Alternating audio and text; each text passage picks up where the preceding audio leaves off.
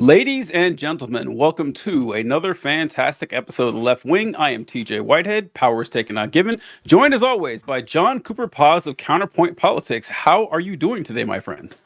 Doing well, TJ. Disappointed you didn't have a special Oh, name for me today, but even the greats have to take a day off. yeah, it happens. Jordan didn't hit 100% of his shots. This is just something that happens from time to time. And, all the fellas out there, I'm sure there were moments where you couldn't rise to the occasion. It happens to the best of us. So, you know what? It's weird to say that about me and John now that I say that out loud. Kind of an odd metaphor. Maybe I should have gone a different route there. Anyway, let's get on the show. How you been, man? How you been this last week? Been good. I'm hoping to not have as depressing of a show as our last Tuesday Q&A show. So that's on you, audience. Make sure to ask us questions for us to answer so we don't turn this into a group therapy session again. But no, I've been good. It's been snowing here. It's very cold and snowy. And, once Christmas ends, it's exciting because Christmas is around the corner. It's like the snow on the ground. Once it ends, that snow is just going to feel like an anvil around my neck. I hate cold feeling. It's fun and exciting right now, but it wears thin. Snow is like that. Snow has a very short shelf life for enjoyability. That it's like when you're a child and it doesn't matter. You think, oh, snow is great. That means I get off from school and I get to go outside and play. It's positive all around. Then you get older and snow starts to become kind of a burden. It's pretty for a couple of hours. You go outside, you got the clean snow, and it's gorgeous. It's really silent outside because there's less traffic. There's fewer things going on, and the snow dampens a lot of the sound. But then the trucks come out, and you start getting 9-foot piles of brown sludge in parking lots that stay there until June. It's just terrible. And then of course you got the driving hazards involved. It's just awful. So yeah, I always say that I'm good with snow exactly one day out of the year. Christmas Day, I want snow. Other than that, I can do without it. I have one good snow in me a year, and then after that, they just suck. Colby asked us a question, and it will allow me to go on a little rant, if you don't mind, TJ. Let's go. Because he asked, John, will you be setting up a gamer defense fund? Let me tell you about this bullshit of late-stage capitalist hellscape that I've been through.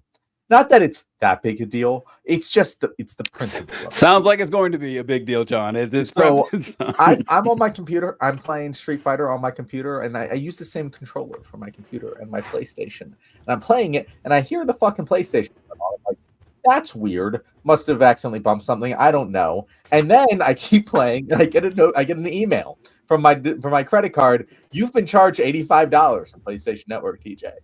I open up my PlayStation. It's on God of War, game I bought years ago. I haven't played in a long time. I go to my downloads, no new downloads. Go to my transaction history. You bought God of War Ragnarok Digital Deluxe Edition for $85. It's somehow purchased while I was hitting buttons for my computer game. No fucking clue. I called Sony customer service. Surely this must be refundable. This is clearly a mistake. I didn't buy an $85 version of a game I already own. No, they won't give it to me. They say because the game is already downloaded, they cannot issue a refund. And I was like, but the game was already downloaded 2 years ago. Check your system to see when the game was downloaded. They're like, sorry, nothing we can do about it. And then they hung up on me, TJ. They hung up on me. I've never been hung up on before by customer fucking service. I didn't even know that was legal. Isn't that just fucking insane? Again, it's not a big deal. It's $85. It's just very annoying to now own the digital deluxe version of a game I already owned for $85. Wait, you were playing Street Fighter, and while you were on my PC, the controller was connected by a cable to my PC, and somehow while playing Street Fighter, I purchased a game on my PlayStation, which was totally unbeknownst to me. Oh, so was it an accident? Like it was hooked to the PlayStation as well, or I guess what? Yeah, I guess like maybe it got unplugged for a second, and so like it just Bluetooth to the PlayStation. I'm really not sure the technical dimensions of how it happened. All I know is that the game was fucking purchased somehow, some way. Oh no, that's shitty, and they hung up on you. Wait, they hung up on me. I couldn't believe it. They're just like, oh well, there's nothing we can do here, and this issue is now resolved. Thank you very much. Have a nice day. And they hung up. They said the game so it. How long did it take to download the game? I mean, that's the thing, TJ. It didn't. Oh, There because was you no already owned it. download. Oh, It was already downloaded because I owned the base version of the game, and it purchased an $85 digital deluxe edition with the DLC. The DLC wasn't downloaded. Nothing was downloaded, TJ, but it says what the because fuck? the game was downloaded, it counts. So if you ever accidentally purchase a digital deluxe upgrade of a game you already own and have downloaded, there's no recourse for you, TJ. Damn, that sucks. Is there any? I guess there's nothing you can do about this, huh? If I was like not a lazy person, I could take them to small claims court and they'd probably give me the $85 back instead of going through the fucking claims. But like, I don't think I'm going to do that. That's just a lot of work for $85 on my part. So I think I'm just gonna, never play that DLC I just purchased for $85. That's shitty. That's shitty. I bought the original game on sale too for like $40. I went back and checked. Well, I gotta say, you might as well play the DLC then. I mean, I played the God of War DLC. It's not bad. God of War Ragnarok's a good game. So Rachel here commented that's bullshit. You got to get Amex. So I am gonna stick my credit card on them. I'm gonna tell them I didn't purchase that and just let the kaiju's fight. And if I lose, I lose. But yeah, that's my plan right now. But that's enough about me, TJ. That's my I was just thinking that I can think of one person who had a worse weekend than you did, and that would be Rob Reiner and the situation with him. Colby just told me the DLC is free. Are you fucking shitting me? Like, what the fuck was in the digital deluxe edition? Why is it $85? You know what? Colby's right. The DLC was free. It was Valhalla. It was free. That's right. I forgot about that. I forgot the DLC was free because it was refreshing when it happened. It's listen, look at that. Let me tell you something. It wasn't free. If you purchased the digital deluxe edition, that was $85. I wonder what the digital deluxe edition came with more armor, like cosmetics or something. Yeah, it's something dumb. Yeah. Sure. Before we go into Rob Reiner story, what did you think of God of War Ragnarok, the game? So I never actually beat it. I kind of stopped halfway through. Now I kind of intend to play it now. I guess it's at the top of the list. But yeah, no, I really enjoyed the cinematics and everything. I thought I loved the first one. I loved I loved the original God of War games. Loved the remake. This one, just the gameplay just felt, I don't know, just I wasn't enjoying it as much. Wait, did you play the new remake God of War, the first remake God of War? Yeah, I played all of the God of War. And so you liked that one? I liked that. Yeah, I did like that one. I don't know if it was the situation where just like I hyped it up in my mind. I loved it so much, and then it fell a little flat when I played other games. Like it was always like, okay, I'm playing a Dark Souls-esque action game that isn't as good as Dark Souls. That's fine. I just enjoyed the experience of the first God of War. I don't know. I might play it on an easier difficulty too. Like I was playing on a hard difficulty, and I feel like that just like it took too many hits to kill shit, and it kind of destroyed the Kratos power fantasy, I guess. Yeah, I can see that being an issue because the original God of War games, Kratos was a wrecking machine. There was just nothing that could get in his way. It was rare to lose if you weren't fighting like a boss character. It was hard. Like they made him, and the character was written so differently that Kratos was younger and he was angry. He was like more of an anti-hero. Like he wasn't a good guy. You would never look at Kratos in the old games and say, oh, this guy is out on a virtuous quest. You understood why he was mad at the gods and the gods had it coming, but he was a murderous, monster. Just as bad as everyone he was killing. Exactly. He was no better than the other gods. And so that was interesting. And then I actually didn't play the first remake or the first new God of War. I don't think I even knew it was out there. And I heard about Ragnarok and I played it and I said, I really enjoyed it. And I went back and played the second one, the first one second. But it did take me some time to get used to old father figure Kratos. That was very strange, but it worked. It kind of worked. I kind of like him better. Like I like I do too. I do Kratos too. better. He's more satisfying to just play as. It's something about just old men beating the shit out of everyone is a really satisfying trope. Like any movie or game about old retired grizzled vet is pulled out of retirement to kill a bunch of random motherfuckers. That trope is all day, every day for me, TJ. It is great, but like you said, it's difficult if that's not what you're used to. Like Kratos having not like necessarily dad bod, but as close to dad bod as you can get for a God of War. Like, he was chunkier and bigger and everything. He wasn't this svelte, bald, clean shaven, steely eyed, stone cold, flat belly killer. And you're like, oh, he's kind of grumpy and old and everything. And Colby also wrote, John is not a fan of Atreus gameplay. Did you like that part? I've been enjoying it thus far. It's just a nice little palate cleanser. I would say, like, I know some people hate it, but I think it's pretty snappy. I didn't mind it nearly as much as of course it's not as fun as being Kratos, but it wasn't like, oh, this ruined the game for me. I never got that feeling, which a lot of people really hated that part. If the whole game would have been like that, I don't think. But for the story, and the story was great. I liked it a lot. I think the real problem for me is the first one. The way, for those of you who've never played the game, and I promise we'll move on to politics after this, but like they do this very special thing where it never cuts. There's no cut. There's no fade to black. The camera follows your character from behind the whole time you enter a cutscene. The camera just starts moving around. Like, it is really immersive and incredible storytelling experience. And I just felt like maybe that blew my mind the first one. By the second one, I kind of it was old hat at the point, and it didn't impress me as much. But I don't know. Colby with another one here. I don't know if you guys have a lot of off the top of your head, but do you guys have any guests you'd love to get on the show? Famous, not famous, controversial? That's a good question, TJ. I like that question. Any guests in particular that you want to get on the show? I feel like let's make this reason. Like, I would love to have Donald Trump on the show. That would be fucking wonderful. But like anyone that you think would be realistic that like we could potentially get on the show, that would be cool. I don't know. I'd have to think about. And obviously, we're stretching here, but yeah, that even seems feasible.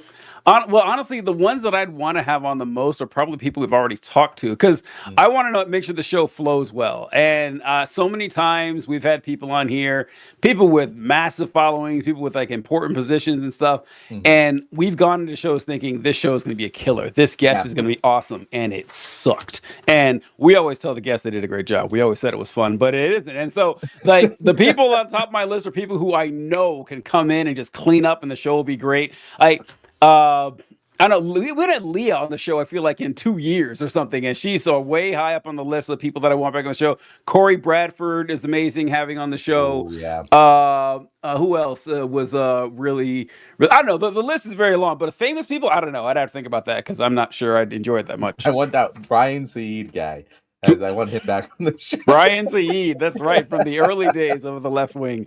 Actually, Desmond. I would love to have Desmond back on the show. I was right about to say Desmond. Yeah. You took the word. I was like, we should reach out to him and be like, yo, you want to come back on the show? I would love to have Desmond on the show. Like, Desmond, I don't know. Like, when Desmond left, like, we lost something in the show in that John and I have discussed it many times because we've had guests that have been Desmond-esque, because John and I are kind of similar in the way we approach the news stories and our thought process. Even the jokes we make, they're pretty consistent. But if we have someone, I hesitate to say nerdy. Nerdy is not the word I'm looking for. Someone who's just a little more, straight and narrow down the middle, like actual newsy. I think that fits in really well. So yeah. Yeah. Kyle asks us, what do you guys think of the Norns? Is that a God of War question? I have no idea what they're talking about. I do not know what the Norns are, so we don't have thoughts on the Norns. We aren't as big fans of God of War as we thought, I guess. I don't know what the Norns are. That's the only thing I can think of, but yeah, I don't know. I'll tell you one thing. I can't believe we spent 15 minutes talking about God of War so far. One thing that bothered me about God of War, and this isn't the fault of God of War because this exists in other media too, is Kratos' son. Is it Atreus? Is that his name? Atreus, yeah. Okay, Atreus, his son. He's Loki. I don't know if you got that far, John, but he's Loki. No, yeah, that's the first game. Okay, all right. Oh, that's right, from the first game. But anyway, his mom is dead, and Loki is from the ice giants, or not the ice giants, but the giants or whatever. And so, but he's not a giant. He's a regular sized person. So is his mom. And apparently the giants are a race of people. Some of them are giants and some of them are regular size and they have magic abilities. That's bullshit. You should call them something else then. Just because some people happen to be tall and giants in this bloodline does not mean you can name them all giants. It's very confusing. I had to look it up because they never really explained it. Not in the second game, at least when I played. Yeah, no, I mean, that's just a Norse mythology thing. It's dumb. So it's stupid. I just looked it up. The Norns are like the Fates in Greek mythology, kind of. They're Oh, the Fates. I remember them. Yeah, and so Kyle asked, "Do you think they were an interesting take on fate or free will, or annoying people who set events into motion and take no responsibility?" I haven't gotten far enough to meet I the saw norm. them. I don't think so. I do not have an answer for you. Yeah, if I remember correctly, the fates don't predict the future. They say that your actions are just so predictable, it's easy to say what's going to happen. And so they like finish people's sentences when they start with right at the same time they're saying it. They say, "Oh, you're going to do this. You're saying you won't. I'm telling you you're going to do it. You're still going to do it." And I thought it was kind of an interesting way to say that, oh, you do have free will, but the way that your actions are, it's kind of easy to tell. I don't know. I don't think free will exists. I think I can categorically kind of say that, but it's a video game, so it was That pretty that fun. that was my next question, and Nancy asked religious standpoint. I don't know if she's talking about the actual Norse mythology or religion in general or whatnot, but it is kind of a religious question of that free will thing. You're in the no free will camp. I No, think I'm also there, but why are you there? I'm in the no free will camp for two reasons. I'll start with the weakest one, I think, and that is your actions are just a product of chemical processes, and you can't control how those chemical processes work. You have no it's an illusion thinking that you're making these decisions, and you can't control your environment. You can't control anything around you, and you're just acting based upon how the outside world affects you. That's the weak one, I think. The strong one, if you ask me, is the theory of relativity and the fact that the term now doesn't really mean anything because let's say I am standing here, or sitting here in Indiana, and then John hops on a starship and starts moving at 99% the speed of light. Technically, we're both in right now, but to John, now it's going to get a lot slower. And so, even though we exist at the exact same time, I'm going to be moving. The faster you move through space, the slower you move through time. So, when John starts rocketing at the speed of light, time is going to go infinitely slower to him. In fact, if he does reach the speed of light, time will cease entirely. So, if you have different parts of the universe that are now and different objects moving at different speeds, now doesn't exist. So the past, present, and future all exist at the exact same time. Free will can't possibly exist if the future exists right now and the past exists right along beside it. I think it's pretty conclusive when you look at it that way that this is like time is just our brain trying to process the fact that we're living through like a movie and we're hitting play. We're going through. We don't know how the movie's going to end, but it's going to end one way, and we have no control over it. What are your thoughts, John? So I agree mostly with the no free will thing, but for different reasons. Because I think that your reasoning there is makes sense, but I feel like it's one of those. There's too many unknown unknowns. Like I would submit myself to the you can't understand how God works reasoning when it comes to like four-dimensional thinking. Like if you're gonna tell me this can't happen because time isn't just now, maybe, but I can't really think along that fourth dimension at all to really be confident in saying it can or cannot happen. My thing with free will is just like everything is determined by another thing. Like as you said, I actually think your first explanation is stronger. Like we don't even understand how our brains function. How can we possibly think that we have free will when it's just a consequence of other actions that occurred before us? If you were to hypothetically create the most intelligent artificial intelligence supercomputer to possibly exist that could analyze the outcomes of every single action, it would theoretically be able to predict every outcome from the Big Bang. It's just already set in motion. As much as we like to think we have free will, how can we even prove that? Like it just seems like most of outcomes are determined by things completely outside of your control, and even what we believe to be in our control is also determined by external factors out of our control. So do we have any free will? Maybe. Do I think it matters that much? Fuck no. Yeah, I would submit we don't have any, but I agree. This is Rachel Bella here says, "Damn guys, I turned in to write an email and I came back for the free will philosophy fire." This is another great guest we had, authentically ADH me. She was a great guest too. I think she would be good to have on the show as well sometime. A lot of great guests here. And then we have what is great comments here. Nothing to comment, guys. Yeah, Wonderful. great. We never know what we're going to get on our Tuesday Q&A. So sometimes me and TJ just riffing, and sometimes we get a huge comment section. And it's easier to do the latter. The giants in Norse mythology were actually of varying size. Many were large. Yeah, that's dumb. That's what we say. Yeah, I think that's stupid. I think they need a different name. I got that part. I just like Colby. I wasn't confused by that. I just think, not Colby, but who in KM-16. I hate that. I don't know about you, John, but my feed it doesn't show the names anymore, and it bugs the shit out of me. And here, just shows like the ats now. I hate that. Maybe that's a consequence of the vertical. I don't know. Maybe I don't know. Who knows? That's what TJ took out. Like if you are a regular commenter who like drop your name, like you know who you are. Kyle did last week, so I know who Kyle is. But, okay, definitely drop your name if you're a regular. This is Colby. Colbrus, I'm pretty sure this is Colby. He's like, yeah, it's Colby. Yeah. All right, that's what TJ took out of the game. Height differences. Listen, it's a legitimate gripe. Okay, it's nonsense. It's been bothering me ever since. I didn't know about this until the Marvel movies, and then they kept referring to Loki as an ice giant. I said, He's a regular sized dude. I mean, Ice Giant, he's not even like 7 feet tall. Like barely. I was like, it's just a regular person. It's, oh well, he's a Jordan. No, sorry, you don't get to call yourself that if not everybody fits that description. What do we have here? So, Southern bred, cornbread fed. The left wing. 7 folks here watching these goofy fucking clowns acting like it's an audience. Well, that's true, but you are one of them. So I don't really know what that makes you at this point. So. I always love the people who comment on my shit like you suck, bro. Like just like, okay, John, you're here though. Like, what am I supposed to do with that? That is so weird, right? Isn't that strange? Because I gotta say, I've never had any desire to watch right-wing content, and I'm certainly not gonna hunt down small right-wing content creators and shit talk them. I just don't get it. Like I would get no pleasure out of that. I don't understand what's happening here. I wouldn't do it to large ones either, but it seems like a particular waste of time to go out of ones that aren't, particularly well known. That's odd. They were Jotnar, a species that are typical. Why do I keep going with this shit? Okay, let me see. Yeah, we're cutting the God of War talk. No more God of War talk. This is a no more God of War podcast.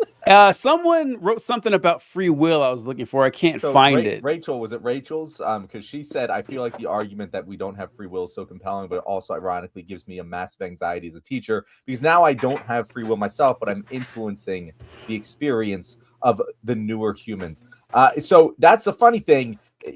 You should act as if you have free will. Whether or not you actually believe you have free will, it's kind of what Pascal's wager scenario where like if you're going to end up in the same place either way, if you don't have free will, okay, cool, no harm done. But if you do have free will and you act as if you don't, you could really fuck up your life and the lives of other people. So you might as well act as if you have free will, but you are kind of you could just fuck up just kids like as a teacher. You could ruin the rest of it. You could massively determine the rest of their life, and there's nothing they can do about it.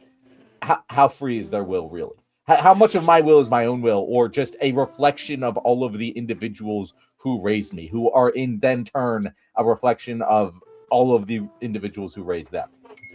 Oh, well, also, I think it helps to define the terms here of what exactly we mean by free will.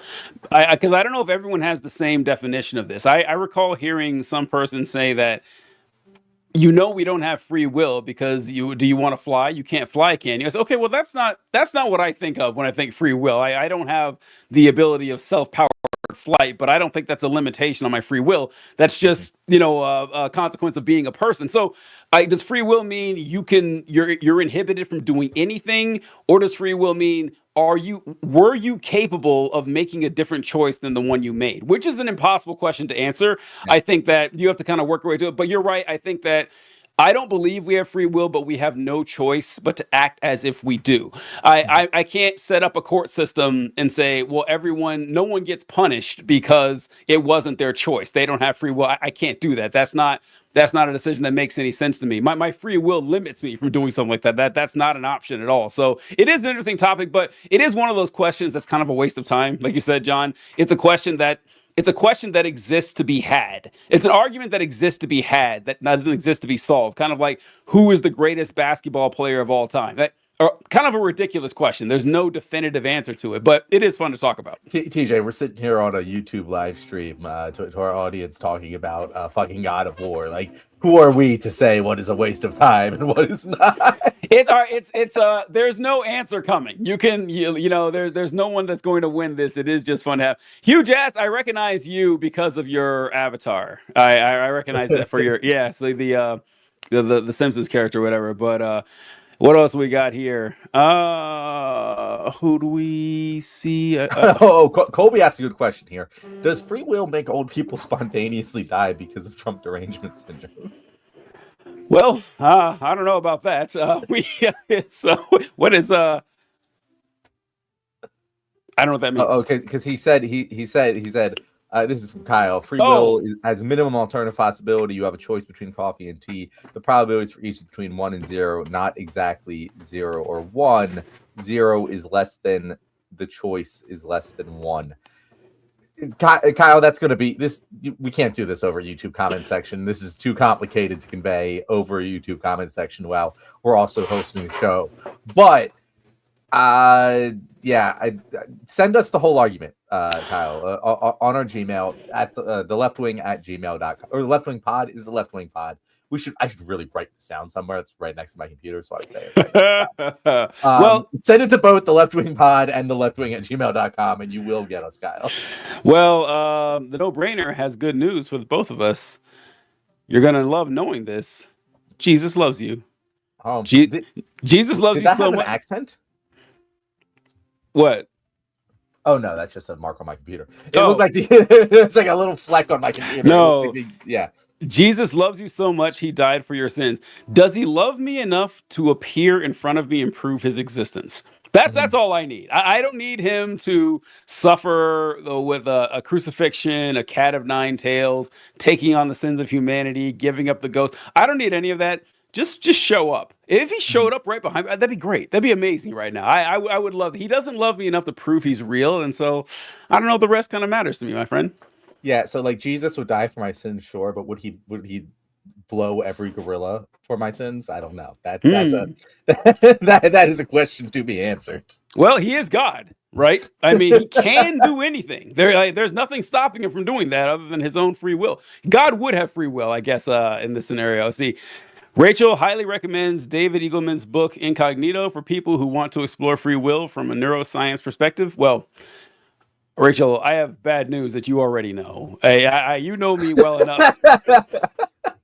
TJ doesn't read. I don't have to tell you. She already knows that. I think last time she was on the show, she did recommend a book. She said, "Well, TJ, I know you're not going to read it, but I'm going to recommend a book anyway." But okay. So. Speaking of, thank you. Yep, she called it. There you go. All right. So speaking of which, sorry, one more thing. Well, we'll get to Rob Reiner, I swear. Oh my God. I want to talk about Rob Reiner. How could I forget? Are you guys watching Pluribus? The whole show is about it. I have not watched Pluribus. For those of you wondering what Pluribus is a show that was created by Vince Gilligan, the creator of Breaking Bad and Better Call Saul. 2 shows that I could not recommend more. Like amazing, start to finish. The entire Breaking Bad universe is fantastic. And Pluribus, I don't know anything about the show other than that it was created by Vince Gilligan. And that the main character of the show is the actor who played Kim in Better Call Saul. And I loved her, Rhea Seehorn, that's her name. But I have not seen the show, and I've heard a lot of great things about it. John, have you run across Pluribus? So I run across, it's on Apple TV. So I will buy Apple TV for a month when Ted Lasso Season 4 comes out, and I will also watch Pluribus at that time.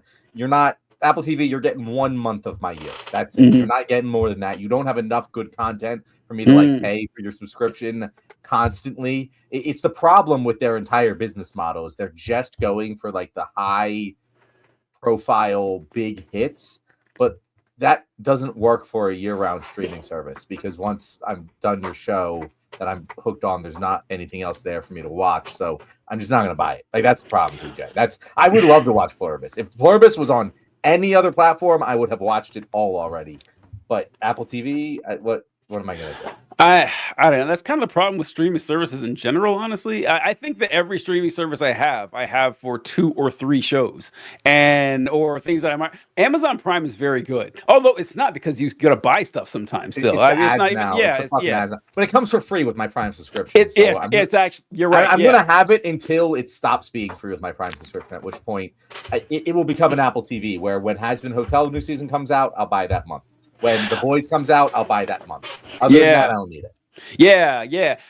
Has-Been Hotel show I never watched either. Invincible I love. I only heard about Has-Been Hotel because another great guest we had, Serafina, she does videos on Has-Been Hotel all the time. I feel like TJ. I've never seen it, but you gotta watch it. Then we got to do a Left Wing Film Club about it because it is so fucking. Apparently, I'm the last one to get on this bus with Has-Been Hotel here. Oh, Rachel hated Pluribus personally. Couldn't watch us, but damn, that's sad to hear. But Apple TV, I did subscribe to Apple TV yesterday for a 7-day free subscription because I wanted to watch A Charlie Brown Christmas, and I'm canceling it.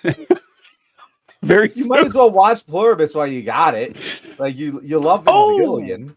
You're right. Well, is it over? Because I don't want to watch 2 or I'll just pirate it. Can I say that on YouTube? Yeah, I'll just pirate it. That's what I do when. Yeah.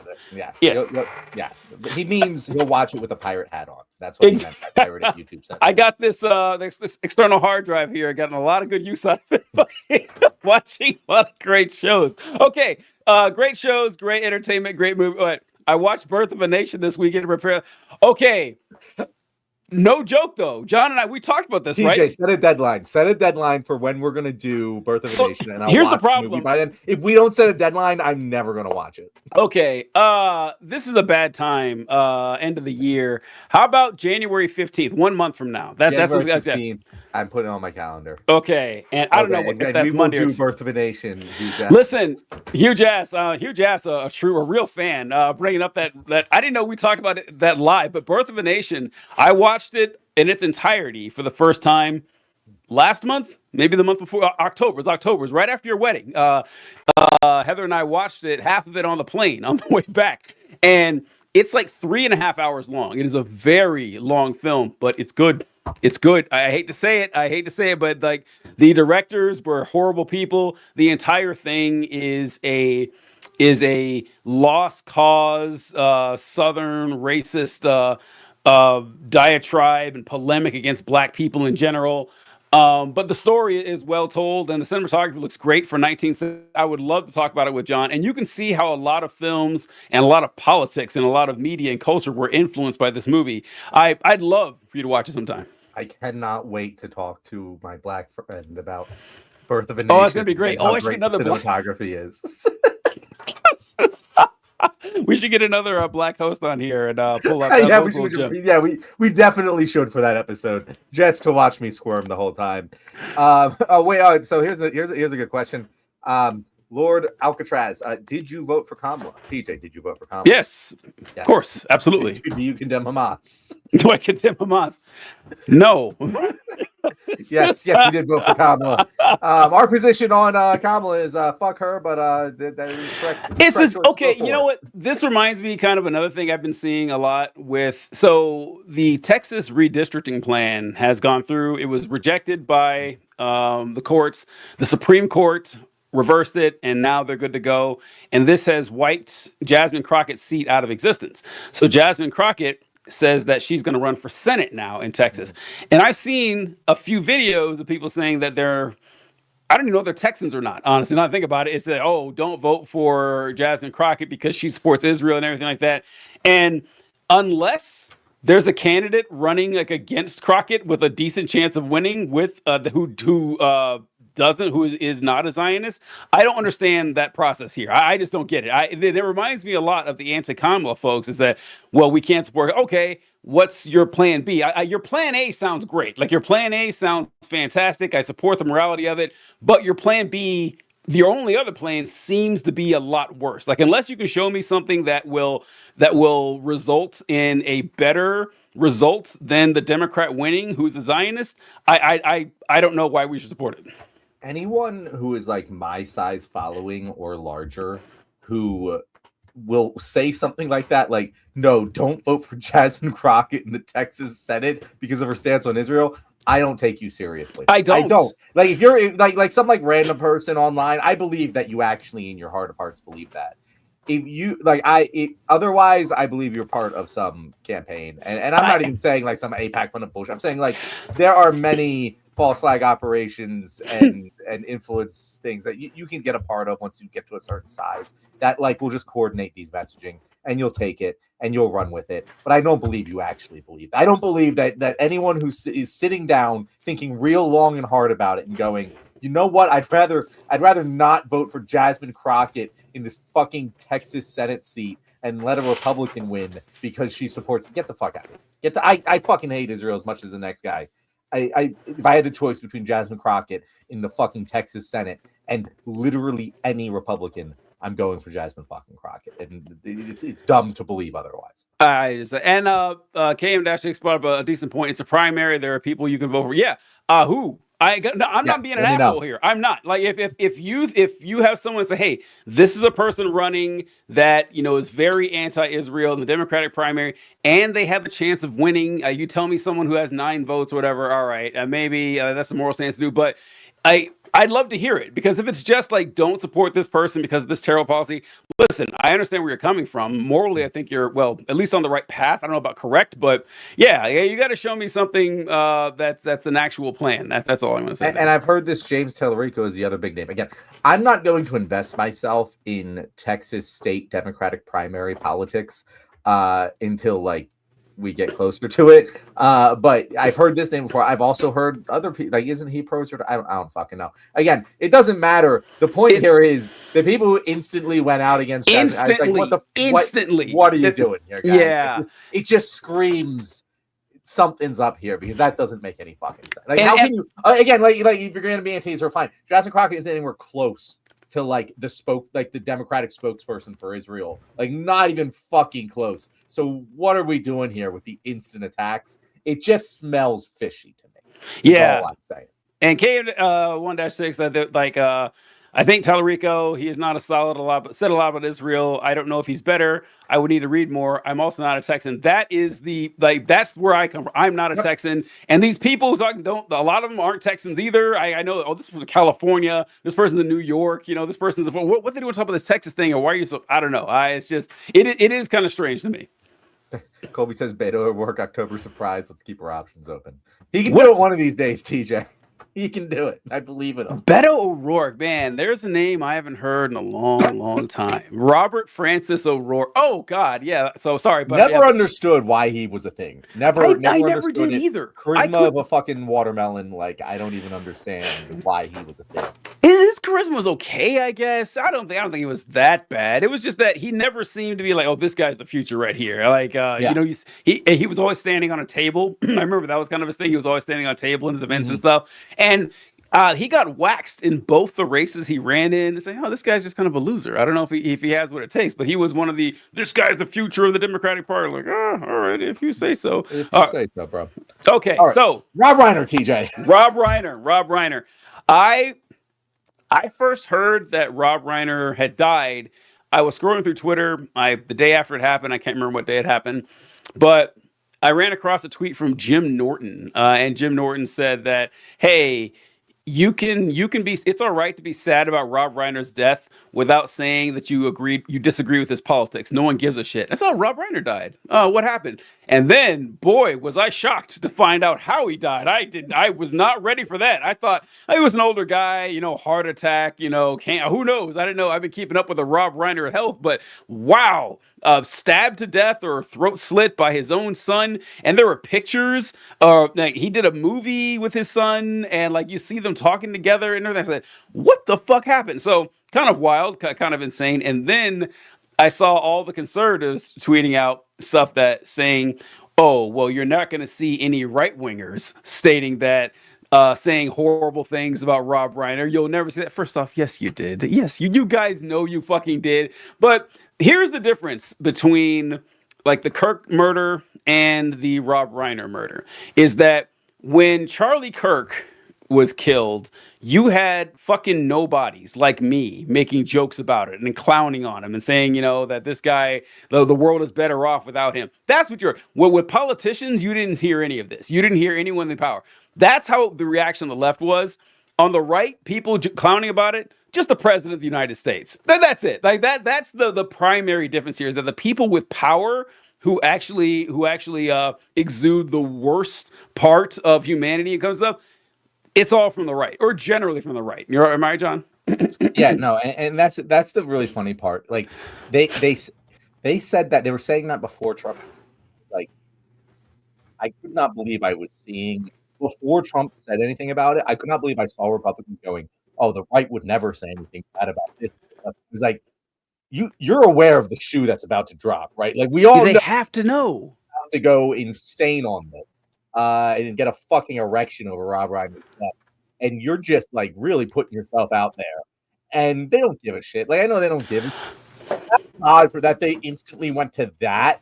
Like, just they know the guy as well as I do. They know Trump's gonna fucking say some shit about this. And TJ, it looks like you're pulling up what Trump did end up saying. I am, but I got a comment here from Daniel saying TJ Whitehead is a loser. Dad, how many times do I have to tell you to stop commenting on my videos like this, Dad? This is not fun. I do my best to make you proud, and you have to do this and embarrass me in front of John like this. It's not cool, man. All right, let's go with our dear and glorious leader's reaction to Ron Reiner getting brutally murdered. A very sad thing happened last night in Hollywood. Rob Reiner, a tortured and struggling, but once very talented movie director and comedy star, has passed away, together with his wife Michelle, reportedly due to the anger he caused others through his massive, unyielding, and incurable affliction with a mind-crippling disease known as Trump derangement syndrome, sometimes referred to as TDS. He was known to have driven people crazy by his raging obsession of President Donald J. Trump, with his obvious paranoia reaching new heights as the Trump administration surpassed all goals and expectations of greatness, and with the golden age of America upon us, perhaps like never before. May Rob and Michelle rest in peace. I have to give it to Trump for his non-cordial cordialities that he does like every holiday. I would like to wish a happy Thanksgiving to the scum and losers of the world who have been shitting on me. And even when I remember when Trump became president, this is the moment that I feared the most, that after national tragedies, he would be the spokesperson of the nation. Like whenever there was a school shooting or a POW or something like that, or a high-profile murder, we get stuff like this. And I got to say, he hasn't let us down.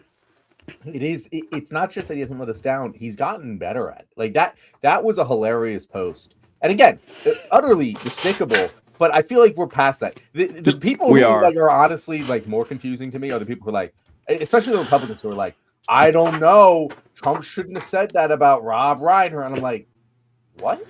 like I saw people legit make posts, and this, I swear, like when I see it and they're not real people I know, I'm like, this must be a bot or something. But they're like, oh well, this Trump went too far. I'm like, this is what fucking did it. Like that he is gloating over the death of one of his enemies. You guys didn't see this coming. This isn't like in line with your expectations of one Donald J. Trump, because it was the only thing that was like especially crazy to me is him insinuating that he drove his son, like his son murdered him in Donald Trump's name to defend Donald Trump's honor, is the reason that his son murdered him. That is an actually wild and dangerous thing to say. But like, am I going to get upset about this? Like, what? I know. Like, are you really serious with me right now? This is your fucking line. This is John. That's a good point, because I remember I saw this article that it was something talking about how the White House or Congress, like some official line was flooded with calls from Republicans being upset about Donald Trump addressing the situation with Rob Reiner. I said, "Are you serious? You're upset? How could you possibly be shocked by this? This is what he does every time. Like he should be mad at you. Like, this is if he does the same thing for 10 years and then on the 10th year in one day he does the same thing, you blow up, you're the crazy one. And then I thought, well, actually, so am I. Why am I mad at Republicans? This is what they do all the time. Like, they special plead and the shit, it doesn't seem to matter. So yeah, this is the weirdest part about it, was that he made it all about himself. I don't remember seeing anyone after Charlie Kirk got shot saying, well, that's what he gets for making fun of my Substack. I've never saw that. But Donald Trump is like, aha, this must be because he doesn't like me. That is a level of narcissism hitherto unforeseen. That was kind of wild. Hitherto unforeseen. I mean, that is what we're getting to. Like, we're getting to peak narcissism of a rarely seen variety in human nature. Like, it is. And honestly, if you're a narcissist and you become president and then win and get the presidency back, what twice? Yeah, won it twice. Like, he deserves his narcissism for all we care. Like, how could he not be the most narcissistic person on the planet? I agree. I have gone on record many times saying that Donald Trump is blessed by God. If there's one human being who has been clear, who's obviously blessed by Oz, the great and powerful, the creator of the universe, that is Donald Trump. You can't tell me otherwise. And that all the talk of, manifestation and just speaking things into reality, Donald Trump has done this his whole life. He has no business being president of the United States. And no one deserves a cult, but I can't think of anyone less deserving of a cult than Donald Trump, and he's got one. I would be narcissistic too, right? He has no reason not to be. I get it. I just don't understand why people are kind of shocked by it. Yeah, and we have just a comment from Joshua here, and he says, soy boys who have gaping assholes. Might change the channel description to soy boys who have gaping assholes, TJ. That is quite a good one, Joshua. I do appreciate it. The only gaping asshole I have is your mom's that sits in front of me every night when I go in. That one, that belongs to me. It's tell her thank her for the great work. Let's see. Gnostics got it right. God is real and super evil. Listen, we've talked about this, John. If you operate under the assumption that God exists and is evil, it answers a lot of philosophical questions. I always say that if you assume God is evil, things start to make a lot more sense. They certainly don't make less sense. They always make more sense if you assume that, why are children born with bone cancer? Why do good things happen to bad people? Why does life need to consume other forms of life to stay alive? Oh, that's right, because God, he relishes in our suffering and he enjoys it. If you want to talk about, well, what does evil mean? Like, what is it? That's just, you know what that means, right? Like, you're fooling yourself and you know it. Like, the evil, to the extent that the word evil means anything to human beings, like suffering and pain for the sake of suffering and pain and the pleasure of it, it makes sense. I'm not saying that's what I believe, but it's easier to believe that God is apathetic and amoral than that God is actually loving and caring. Yeah, no, I don't know if I don't believe in good and evil, so it's hard to say. Like, if God is evil, it makes more sense. But I'd be much more willing to believe the existence of a God who is not all knowing, all loving, and all powerful. Like, that's the part that really trips me the fuck up. Is that's impossible. Like, those three things cannot all be true at once in our lived experience of reality. John, I just talked about that. Like, good and evil. It's to the extent that the word evil means anything. If you enjoy the suffering of others when it has no actual benefit, like, fine, you can call it whatever you want, but whatever that is, I think that would apply to God. I might actually believe that God was a thing at some point, and he's just been AFK for a little bit. Like, that's kind of gone off the rails a little bit. Speaking of the Gnostics, Cam-1's been killing it. Cam-1, are you like is this Kyle? Or I don't know. Kyle, yeah. Okay, all right. Gnostics believe that the universe was made by an evil deity who keeps us trapped in the material world to play around with us. Like, if you ever want to read an interesting one, look into Marcion. Marcion, I can't remember where Marcion was from. He was a early Christian bishop, and he's the first person who had the idea to put together a New Testament. And his New Testament was, I think, the book of Luke, the book of Acts, and a few of Paul's epistles. And his whole idea was like a Gnostic one, that the universe was created by God, like a demiurge, and that this God was evil. He was cruel, and that Jesus and that there's a new God, which honestly, and he completely left the Old Testament behind. The Christians should have gone with Marcion, because that would have been a much more sensible and reasonable and understandable interpretation of the religion, other than trying to loop the Old Testament God and the New Testament together. They're incompatible. It doesn't make any sense. So, but yeah, look into it sometime if you guys got some extra time. I also wanted to bring up this comment here. It sounds like women calling someone narcissist just because it's a buzzword. First of all, I don't think you understand what narcissist means. Like, genuinely, Joshua, I don't think you know what the definition of narcissist is. You said sounds like women calling. Like, what does being women have to do with any of that? Second, if you, again, I can get along with Trump supporters. I can have conversations. We can have debates. We can disagree to disagree on things. If you can't agree that Donald Trump is a narcissist, what the fuck are we doing here? You can make the argument he's a good president, I like his policy, and he's a narcissist, and we can have a debate. If you're going to sit here and tell me you think Donald Trump isn't a narcissist, what are you even fucking going off of? Like, it explains his actions better than any other fucking lens to view his actions through. Like, he is a narcissist who only cares about himself and his own perceived grievances. Like, that is it. That's all. It explains everything he does very neatly.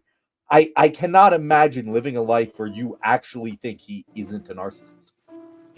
Yeah, the best example of this is when 9/11 happened, and he was on the radio. I don't know if you saw this, John, but after 9/11, like the day of 9/11, they were doing an interview with Donald Trump on the radio, and he's like, says, "Well, the Twin Towers have been knocked down, and up until today, I had the second largest building in New York." Now I have the tallest building in New York. So I think that's just a perfect example. And of course, Donald Trump would say that, right? Of course he would say that. He makes everything about himself. Rob Reiner was murdered by his own son in cold blood, and he made it about himself. Like, TJ, like, I'm not even using it as an insult. It's just a description. In fact, I like that about the guy. Like, it makes him way more predictable and easy to deal with. Just admit what he is and roll with it. That's the thing too. It's just so cowardly. Like, pretending Trump is like an actual upstanding person with decent morals, or even like a coherent political ideology. Just admit what he is. He's a carnival barker. You guys like suffering, you like pain, and you like seeing Trump inflicted on people who seem weird to you. If you just I respect those people a hell of a lot more. I respect Nick Fuentes a hell of a lot more than your average Republican. Way more than your average. Nick Fuentes will get on TV or whatever, and he says that, yeah, I think that the white race is being exterminated, and I think we need to remove minorities and have like a Catholic supremacist state. All right, just be open with what you want. Don't be someone who's all namby-pamby about it. That's all I agree. We say that all the time. We should make a tier list of like the most respectable, despicable people. Like the most ethical assholes in the world. Like I that should be a tier list that we make. Frank says, "Come on, man, you guys are living good. You Democrats under the poor guy like me." Oh, actually, hold on, that's not the one I wanted to say here. But, dude, you're talking about Trump, bro. Please lend me $20. You know what's going on? Trump took my food stamps. Put your address in the comments. We will send it to you. Put your full name and your address and your phone number, and I'll get that $20 to you. I'll take a screenshot and get it sent to you. All right. New favorite TJ quote just dropped. I don't even know what that would have been in reference to. I kind of want to know what he's. I kind of know what that is too. And hold on, Colby or Kyle, one of them said something. I'm not gonna look back at the comments, but someone wrote that the term narcissist is overused. That is true. That is true. Like, whoever the commenter wrote that, the one who was being contrarian or whatever, there is kind of a thing where if you listen to any like women's content or whatever, every woman's ex-boyfriend was a narcissist. Like, there's just no chance. I see what you're saying there. I definitely perceive it as being overused by women more than men.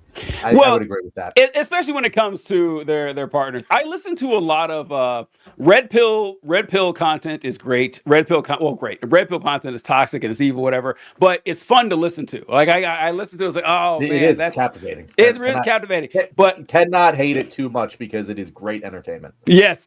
But also, if you get into, I don't know, like pink pill stuff, I don't know if there's a name for whatever, but with like a side of the internet with like legitimate misandrists, people who think that men are just excess portion of the population, men are this biological essentialism that men are just born evil, they can't help themselves. You can get down this rabbit hole pretty deep, but the stuff they say, a lot of this, that men are just, natural born narcissists and stuff. Yeah, there is a lot of that stuff out there. And then that bleeds into a lot of the mainline community where people say that you talk to a girl and it's kind of like that's my ex-boyfriend was a narcissist is the female equivalent of my ex-girlfriend was crazy. It's just overused stuff people like to say all the time. Yeah, no, a narcissist is overused, but like in this particular case, no, it's not. We're not exaggerating. This is the straightest shot I could possibly call about Donald Trump. Yeah. I mean, I'm not a clinically trained psychologist, but if I were to take off a few years to become one, I am supremely confident that at the end of that, I'd say, yep, my conclusion is the same. Donald Trump is a narcissist. I would love to see someone say otherwise.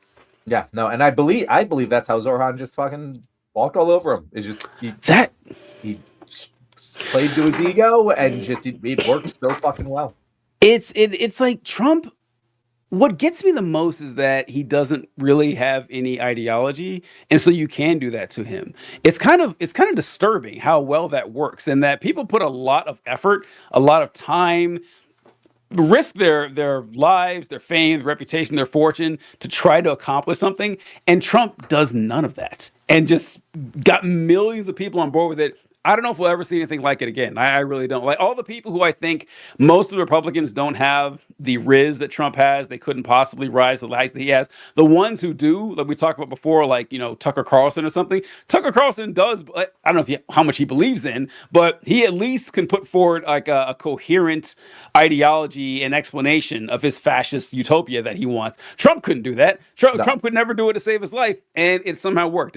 But life's not fair, and it was never meant to be. Life is not fair. But we have 5 minutes left here. I did want to say before we ended here, since we do cover media and politics a lot, what is your favorite Rob Reiner film? Oh God, I don't know if I have a favorite Rob Reiner film in particular. I'll have to look at the discography or whatever. I liked him in Archie Bunker. I liked him that. Okay. Before the show started, I remember saying that I forgot he was in Wolf of Wall Street. He was the dad in Wolf of Wall Street. I really loved him. When you said that, I was like, how did you forget that? I completely forgot about it. I saw a clip of it. So I was like, oh, that's right. Did he do The Princess Bride? No, maybe, but I think you're thinking of the other. and I can't even explain to you who I think the other guy is in this sentence, but I really hope the audience does. But no, my favorite. No, it was produced by Rob Reiner. Okay, never mind. Produced by Rob Reiner. Yeah. Oh, he did. Okay, yeah, he produced it. Yeah. Mm-hmm. But no, my favorite, and one of my favorite movies ever is When Harry Met Sally. Like I would put When Harry Met Sally up against most other movies, and it will usually win in my mind. I think it's one of the best movies ever made. That is timeless. Hands down. Like I can never get enough of that movie. I watch it every single year. I have never seen when Harry Met Sally. What? DJ, you've never seen When Harry Met Sally? But Heather and I were talking about this yesterday because I was like, oh, Rob Reiner died, and that's like, oh yeah, I'm pretty sure he did When Harry Met Sally. I think that's like what he's most known for. And we were talking about we both seen scenes from it, but never saw it all the way through. So I can't say it's on my list. I know it's a great film. DJ, go watch Harry Met Sally. It is so good. It is, and it's unique, unlike anything else. He did A Few Good Men. I know we. Oh my God! I was right about to say A Few Good Men. A Few Good Men is so great, man. God damn, I love A Few Good Men so much. That is. But A Few Good Men is one of those movies. It's an elevator movie where like you got to get to the top floor until it's good. Like it's kind of the build to the climax. The climax is so good it pays off that build, but it's not a. I don't know. A Few Good Men. I can't say enough about A Few Good Men. The only problem with A Few Good Men is that Colonel Jessup is too good of a bad guy because he's one of those bad guys that people quote him as if he's the good guy, which Which does speak to how fucking great, you know, the execution and the writing and the delivery was of that role. But you hear people saying you rise and sleep under the blanket of the very freedom that I provide, and then question the manner in which I provide it, as if that's the protagonist. Like, no, that's the not the war criminal, but the murderer talking right here. You shouldn't be quoting that guy. But Few Good Men, fantastic film. That is an all-time like, oh, you fucked up by making this villain, because a lot of people identify with that, and it's so good because it's accurate. It's so good because it really makes you question. But like, I actually don't think the film does a very much good enough job of saying, he's the bad guy. He's wrong. Hey, 5 points to Colby here. Yeah, I'm sure TJ does love a Few Good Men. That was good. That was good. That was good. I enjoyed that. Fantastic. You still have not played Red Dead Redemption 2. I know you haven't, because you told me you weren't ever going to. And there's a funny line in Red Dead 2 is like, he seems like a nice fella. Oh, yeah. It seems like you love nice fellas. That reminded me of that. But good shit right there. All right. Who do we got set up for Thursday, John? Do we have a guest? We got Jake the Leftist on Thursday. He's a green guy. This could go well, guys. This could go bad. I don't know much about him. I know he has a great presence on Threads, and he has never done a podcast before. So we are swinging for the fences here on a total unknown. Last week, I was like, this guy's got it. This week, we don't know. So stay tuned to see if Jake the Leftist has what it takes to be a good guest of the left wing. Let's hope so. Last week's guest was really good. I followed him, and he said he was doing a show Friday night from 7 to 10 or 8 to 10, and I didn't see it on his TikTok. Does he do it? Do you know if he does it somewhere else? I think he might have been talking about a different show of his that he does with that. Oh, okay. I thought he was doing TikTok Live. Okay, that was. But he does the TikTok Lives. I should do that. Maybe this week. I don't know. We'll see. And they're very sensorious. He said to just hit him up on TikTok and let him know, hey, I'll drop by, and then drop by. Great, good stuff. All right, well, thank you guys for joining us. Great comments. That was fantastic. I had a great time. We will see you on Thursday. Have a good one. Oh, that was fun. I needed that.